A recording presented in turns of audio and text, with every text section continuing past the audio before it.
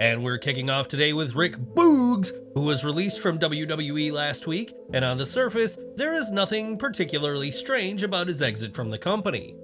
Boogs was not as popular as he once was and hadn't been used in a meaningful storyline for quite some time, so on paper, it'd make sense for WWE to let someone go they weren't going to use. In a video on his YouTube channel though, Boogs claimed that there was much more to his release than just not being used, as he explained. "It's been an interesting time in my life with my job in WWE being terminated due to a backstage political power play, at least that's my opinion of it. But now, it's not the time to talk about it. I will get into detail about that when the time is right." In the comments, Boogs would add that there must have been someone high up in the company who had it in for him after a fan said that his physique made him the ideal WWE star. Boogs said, "Pretty much everyone in the corporate side of the company agreed about him being the ideal WWE star due to his size, look, and personality, which is why I was always the third-party guy doing commercials for Old Spice, Snickers, Mike's Hard Lemonade, and Toyota. However, one person clearly had some weird grudge against me." Boogs, who is currently featuring in a Snickers protein bar commercial with Bianca Belair and Michael Cole, also responded to a claim that Vince wouldn't have let his release happen, saying McMahon's 2022 departure killed his career. Rick Boogs hasn't named anyone specifically who has a grudge with him, but he clearly believes that somebody was behind his release, and we'll have to keep an eye on what he says next. Matt Riddle was one of the biggest names to be released from WWE after the original Bro racked up a number of controversies, including a recent stint in rehab for substance issues. Riddle burned through too many chances, according to one source within WWE, but those expecting him to make a return to the UFC will be sorely disappointed. Riddle competed for the fighting promotion for some time before jumping into wrestling, and in a recently resurfaced interview, Dana White laid into Riddle and his use of drugs. He said, "The reason he's not in the UFC anymore is because he could not pass a drug test. You're so weak-minded and so addicted to marijuana that you couldn't stay off it enough to pass a drug test 3 times a year. Well, guess what, dummy? They drug test in the real world too. You think you can't pass one 3 times a year? I want to know where this rocket scientist is going to make 6 figures a year." This is the guy, Matt Riddle, who did an interview and said, "I smoke marijuana so I don't beat my wife and children." If Riddle's chances of returning to the UFC were low before, we imagine the recent merger with WWE has sunk his chances, as WWE and TKO are in no hurry about using him again. It's been reported that had Riddle not been released, then he would have remained a singles star, despite many believing a Team RK Bro reunion was in the works, but that was never meant to be. As for what's next for Riddle, it's possible that Tony Khan will come calling with an offer from AEW in due time, but for now, the original Bro is waiting out his non-compete clause before his next move. Since returning to WWE, Cody Rhodes has faced some of the company's biggest stars, including names like Seth Rollins, Roman Reigns, and Brock Lesnar. Now it appears that Rhodes is preparing for a feud with WWE's biggest star, and we mean that in a literal sense, as during a recent live event, he had quite the run-in with Omos. Things started with Rhodes being the guest on MVP's VIP lounge, and it was teased that Omos and Rhodes were going to trade blows, but that didn't come to pass. After the segment, Rhodes faced Dominik Mysterio in a street fight in which Omos got involved, throwing the downed Cody back into the ring on the orders of MVP. WWE often uses live events to test the waters for TV plans, gauging if the fans are interested in the idea, and while fans at Palm Springs had quite the reaction, fans online have been against the idea. On Twitter, fans made it clear they hated the idea of Rhodes feuding with Omos and a potential match at Fastlane, with one stating, "Nobody wants this," while another said that, "Sadly, it seems inevitable." WWE Fastlane 2023 is just 2 weeks away, but right now, 0 matches have been confirmed for the event, with the closest being that John Cena has said he plans to wrestle on the show. Of course, the past 2 weeks have been incredibly busy for WWE, with the launch of TKO Group Holdings and merger with UFC, as well as the layoffs that have affected employees and the roster. The last-minute medical complications to LA Knight haven't helped either, with the megastar being pulled from last week's SmackDown, derailing plans for the show's main event. Cody Rhodes is scheduled to kick off tonight's episode of Raw, and will this mark the start of a feud with Omos on TV that'll see the pair face off at Fastlane? Only time will tell. With his skills in the ring and endless charisma, MJF has received a lot of praise from fans and those in the industry, and now one of wrestling's biggest names has praised the AEW World Champion. Since retiring from the ring, The Undertaker has hosted his One Dead Man shows across the world, and during an event in Glasgow, Scotland, he was asked who he'd like to face from the current crop of wrestlers. The Hall of Famer didn't hesitate to name MJF, saying the young star is solid in the ring and lives his gimmick, and these comments caught the attention of the man himself. On Twitter, MJF said that there's not many higher honors than being praised by The Undertaker, and thanked the dead man, though it's unclear if he appreciated what else the Phenom had to say. At the Glasgow event, The Undertaker called AEW a second-rate promotion that MJF would be wise to get out of soon, though that looks unlikely given he's the company's top star right now. The Undertaker will be bringing his Dead Man Show experience to Perth, Australia in February of next year, ahead of the Elimination Chamber show set for Perth's Optus Stadium. The Dead Man shows have proven to be a hit with fans since launching in 2022, giving fans a chance to get up close and personal with an icon of the ring, and are typically held around weekends coinciding with premium live events. The Phenom certainly made his views clear on MJF and AEW as a whole at the event in Glasgow, and do you agree with The Undertaker? Sound off in the comments. More release news now as WWE's latest cuts have seen departures from both NXT and the main roster, and while most will have been devastated by the news, not everyone is sad to be let go. Yulisa Leon was one of the NXT stars to be cut, but in a tweet, Leon said that she had asked to be released from her contract, citing her decision as for personal reasons. Karmen Petrovic was not released from her contract with WWE, but that didn't stop a fan impersonating her on social media, trying to make fans believe she'd been cut. On Twitter, the Bosnian superstar made it clear that she is not released, calling the impersonation account a weirdo, and stated that reports of her exit from WWE is simply fake news.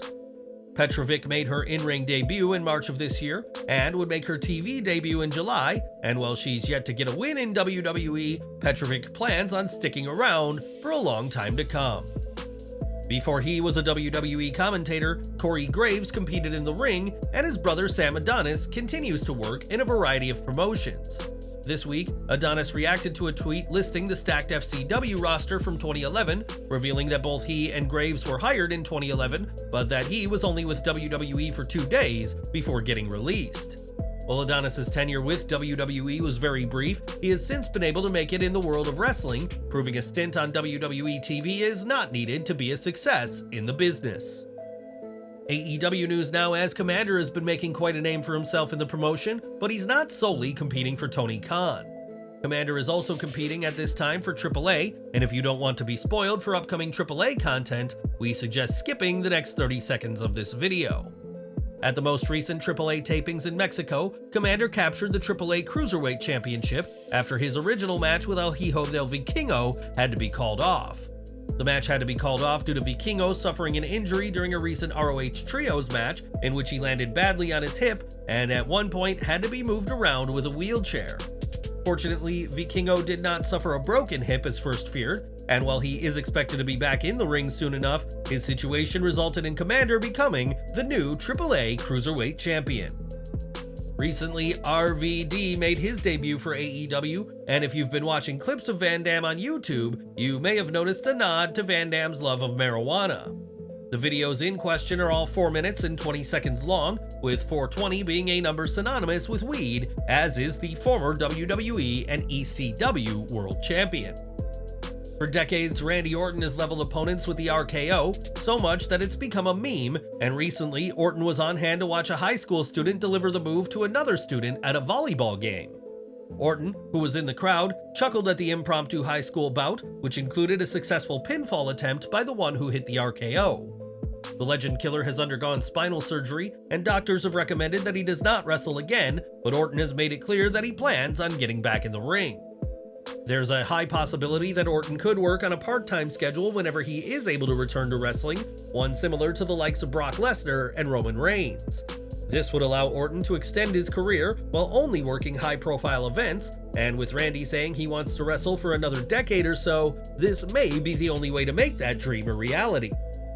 Since returning from an injury suffered last year, Tiffany Stratton has been a force to be reckoned with in NXT, and many predict big things for her when it comes to the main roster. Stratton has been making odd appearances on Raw in recent weeks due to her ongoing feud with Becky Lynch, but WWE's original plans for Stratton would have seen her on the main roster already. During a Twitch stream, Mace and Mansoor reflected on their time with WWE as the Maximum Male Models and revealed that originally Stratton was going to play the role of Maxine Dupree. Mace and Mansoor added that when they first caught wind of the Maxine character, they feared that the persona would be Max Dupree, aka LA Knight, in drag, but that wasn't the case at all. The released duo went on to say that Stratton was planned for the role until the last minute, when it was instead given to Sydney Smerzel, who is the Maxine fans know and love each week on TV. We don't know if Dupree will be on tonight's Raw, but PW Insider reports that there is a strong possibility that Stratton will be on the show, as she is expected to be at the taping in Ontario. Prior to her 2022 injury, Stratton's character was a daddy's little girl who got everything she wanted, but that character was quietly dropped when she returned to the ring. Speaking to Wrestling News, Stratton revealed the idea was dropped as there never was a daddy planned to be in the character's future, something that'll come as great news to AEW's Christian Cage. Even without a daddy, Stratton has been making serious waves in WWE, as has Dupree, but we wonder what would have been had WWE not made the last-minute change. For some time, Chris Jericho has had issues with Don Callis, with Konosuke Takeshita serving as the heavy for Callis, who got some shots in on Y2J during last week's Rampage. That assault, which also included Sammy Guevara, ended when Kenny Omega made the save, and now Jericho wants a piece of Takeshita one-on-one. In a video from DDT Pro Wrestling, Jericho spoke about Takeshita before laying out the challenge for a match at the upcoming Ultimate Party event on November 12th. This highly anticipated match will see the two face off at the Ryogoku Sumo Hall in November, as Jericho seeks to prove that he is better than Takeshita in the latter's own country. Last week, the AEW Botch's Twitter account, which as the name suggests shares mistakes from AEW, was shut down, coming as a disappointment to fans of the account. Now a new account, seemingly from the same person behind AEW Botches, has made a new account, but don't expect them to be posting much, if any, content on this new profile. In a tweet, the person behind the account said that in an email they received their residential address, their child's school address, and a family photo with orders to stop criticizing AEW. This alleged doxing has led the account to quit posting AEW Botches online, but shared one final video of various mistakes, saying fans should remember AEW Botches when the inevitable happens in the ring. When O'Shea Jackson Jr. received criticism for making jokes about the AEW Botches account being shut down, and in a fiery response, said that fans should be more mad at those in AEW's production who show the botches, rather than a Twitter account that simply shares what AEW already airs. Botches are going to happen in wrestling, but many feel that they are far more common in AEW than they should be, and while there's no hard proof of this alleged doxing, the account won't be posting any more errors from AEW. This weekend, NXT will host its No Mercy event, which was supposed to feature a North American title match between Dominik Mysterio and Mustafa Ali, but that was before the latter's release. Mysterio has yet to find out who he'll be facing at the event instead, but when speaking on In the Click, reflected on the release of Ali and others, saying, "Yeah, it's a very unfortunate situation that very talented people have to go through situations like this. At the end of the day, it's out of our control." Mysterio said he will have to wait and see who he'll face at No Mercy, and as we've previously reported, Dragon Lee, Tyler Bate, Trick Williams, and Wes Lee are being considered as replacements.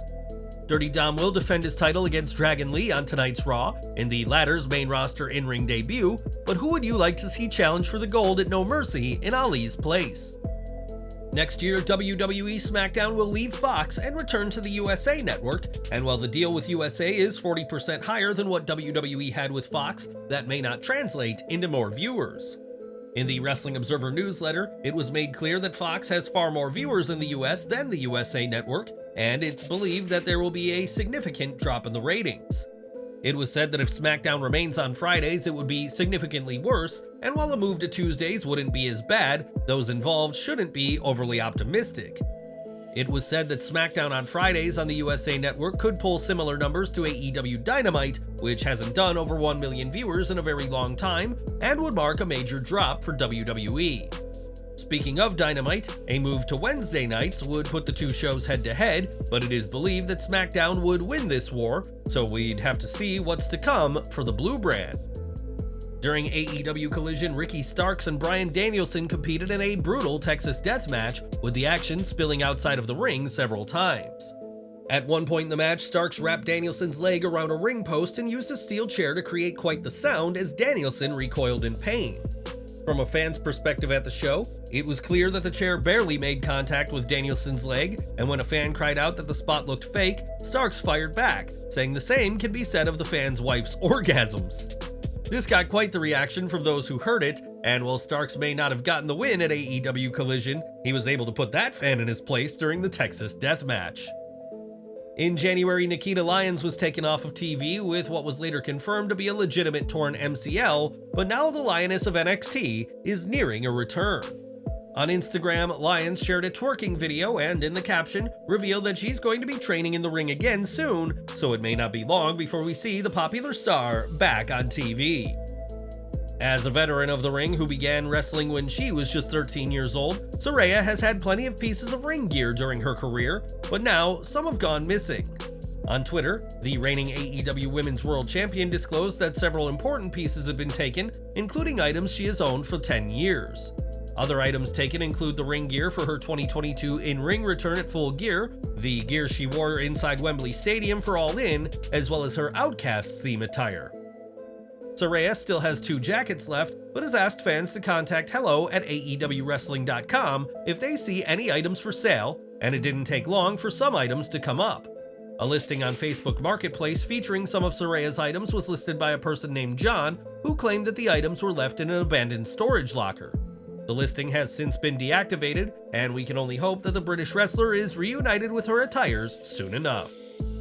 And we're ending today with Gable Steveson, who this month was pulled from WWE's internal roster, raising questions about his future, but days later the Olympian competed at an NXT Live event. Now Steveson has made his return to the ring, winning his first main event in a 6-man tag in Fort Pierce, a match that saw him face off with his brother Damon Kemp, adding intrigue to what's next for the Olympian.